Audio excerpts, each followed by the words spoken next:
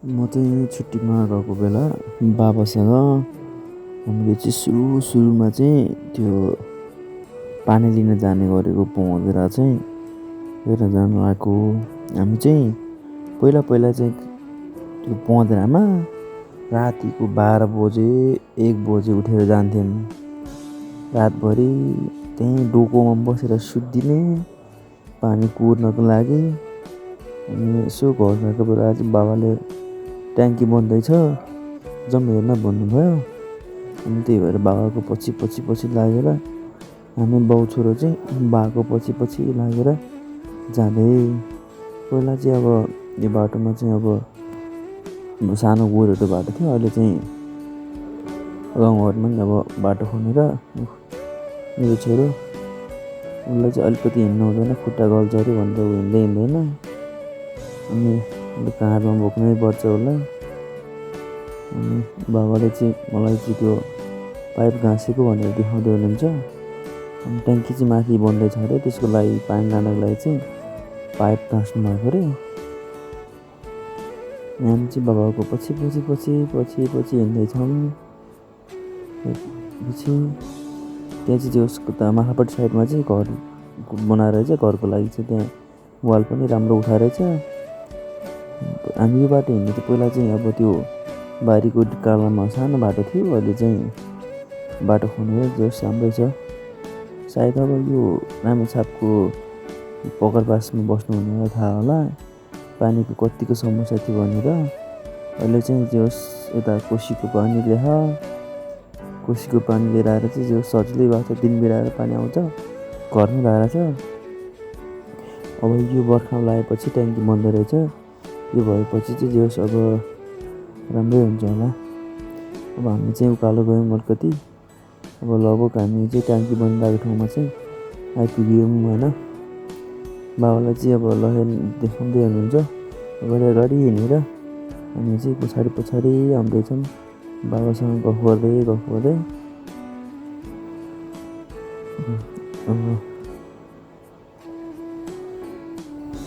बाबाले चाहिँ भन्दै हुनुहुन्छ कि ट्याङ्की यहीँनिर हो बनिरह ठुलो, कति 40,000 कि कति हजार लिटरको भन्दै हुनुहुन्छ।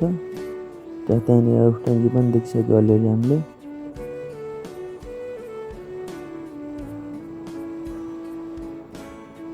यो चाहिँ आँप धेरै चाहिँ फलाइरहन्छ अलिअलि। यो सानो चाहिँ काँधमै बस्नुपर्छ। अलिकति हिँड्नु हुन्न खुट्टा गल्छ फेरि उसलाई।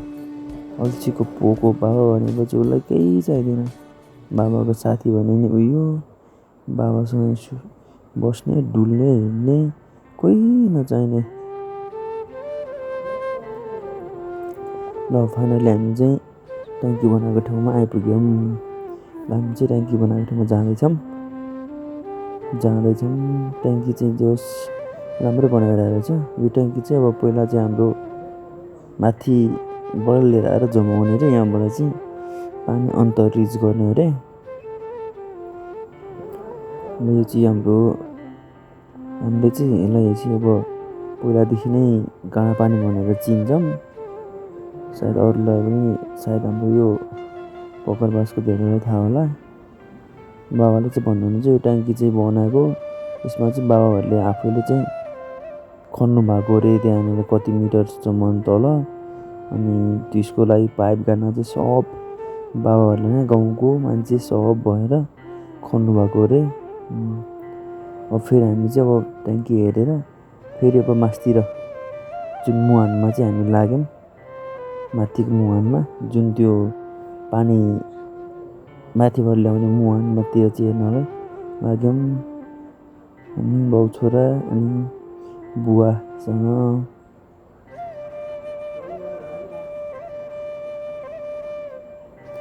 छोरो चाहिँ काँधमा बसेर बोकाउनु चाहिँ उसलाई हिँड्न भनेपछि काँधमा बसेर नि खुट्टा गल्छ फेरि।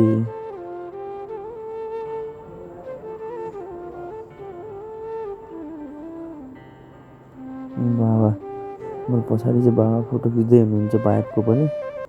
बाबा नै आउँदै हुनुहुन्छ पछि। हामी चाहिँ अगाडि हिँड्यौँ।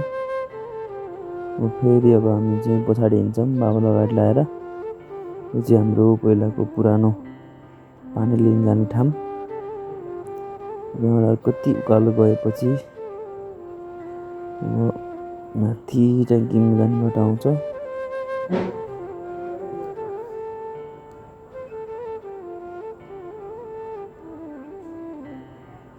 यो चाहिँ हाम्रो पहिला चाहिँ दायाँमा सिस्नोको गाडी मात्रै थियो। पहिला चाहिँ चाहिँ हामी अब आउने थियौँ। यसमा चाहिँ अब हामीलाई चाहिँ अब बाबाहरू भन्दा नि अगाडि चाहिँ यो ठाउँमा चाहिँ अब पहिला मान्छे तर्साउँछ भनेर भन्नुहुन्थ्यो।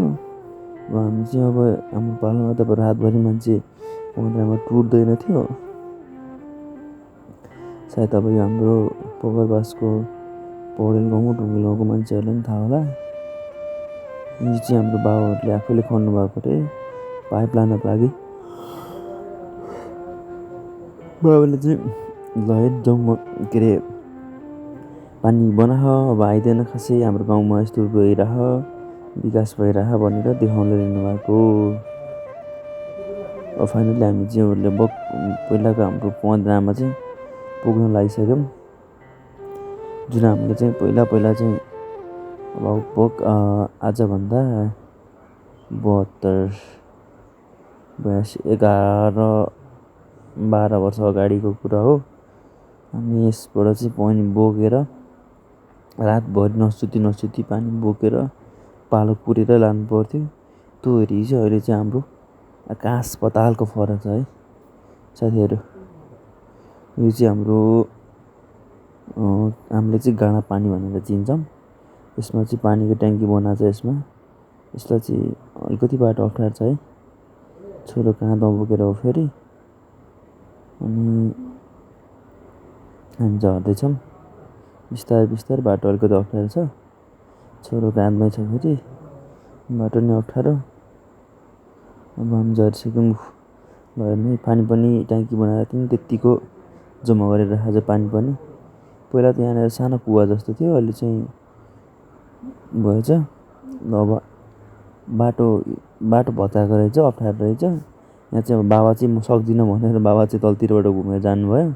अब हामी बाबु छोरा चाहिँ अब के छ र भनेर सानोलाई काँधमा बोकेर बाबु छोरा चाहिँ अब लाग्यो अब त्यही पाखाबाट नै। यतिखेर चाहिँ मैले मोबाइल चाहिँ क्यामेरा घुमाएको थिएँ। सानोको यतिखेरै सानोले च्याप्प समात्यो। अनि त्यो काँडाको उतार्दाखेरि अब हामी चाहिँ लाग्यौँ। बाटो चाहिँ एकदम अप्ठ्यारो छ। यसमा त्यही पनि बाउ छोरा चाहिँ अब लाग्यो जे होस् बिस्तारै। बाटो चाहिँ चिप्लो है। बाबा चाहिँ तलतिरबाट घुमेर जानुभएको। ल हामी चाहिँ यस्तो बाटोबाट माथि जाँदैछौँ बाउ छोरो। बाटो थोरै अप्ठ्यारो, धेरै अप्ठ्यारो त छैन। जे होस् कट्यो भनौँ न। पहिला सानोदेखि धेरै हिँडिरहेको बानी आफू चाहिँ धेरै पछि गए पनि फाइनली हामी चाहिँ ट्याङ्कीमा पुगिसक्यौँ। त्यसरी बनाएको रहेछ।